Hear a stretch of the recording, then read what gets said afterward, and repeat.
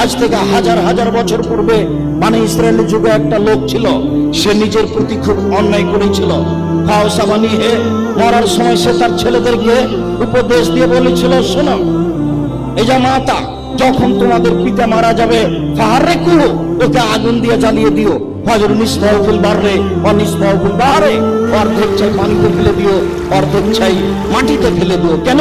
Line কাদার আল্লাহ আলাইহি, যদি আল্লাহ তোমাদের পিতাকে ধরতে পারেন, আল্লাহে আল্লাহর কসম, আল্লাহে আল্লাহর কসম, আল্লাহে আল্লাহর কসম, লাইয়া দেবান্না আদাবান লাইয়া দেব আহাদান ফিল আলাম, তোমাদের পিতাকে আল্লাহ এত শাস্তি দিবেন, পৃথিবীর কোন মানুষকে এত শাস্তি দিবেন না।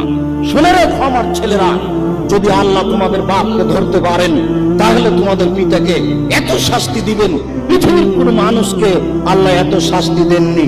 বুঝাতে চাইল লোকটা, পৃথিবীতে আমি সবচেয়ে বড় পাপী। পিতা যখন মারা গেল, ছেলেরা তাই করলো, বাপে যা বলেছিল। তাকে জ্বালিয়ে অর্ধেক চাই পানিতে ফেলে দিল, অর্ধেক চাই মাটিতে ফেলে দিল। আল্লাহ সাগরকে বললেন, ছাইগুলি জমা করে দাও। আমার আল্লাহুল বাররা, আল্লাহ পানি মাটিকে বললেন, ছাইগুলি জমা করে দাও। মাটি এবং পানি ছাইগুলি জমা করে দিল। আল্লাহ তাআলা বললেন, লেমা ফালতা হাজা, বলো তুমি এই কাজ কেন করেছো? তুমি তোমার ছেলেদেরকে এই আদেশ কেন করলে?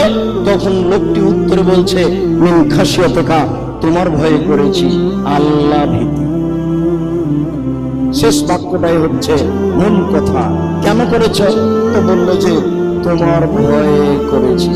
তখন আল্লাহ তাআলা বলছেন, কাদ গাফারতু লাকা, যাও আমি তোমাকে ক্ষমা করে দিলাম।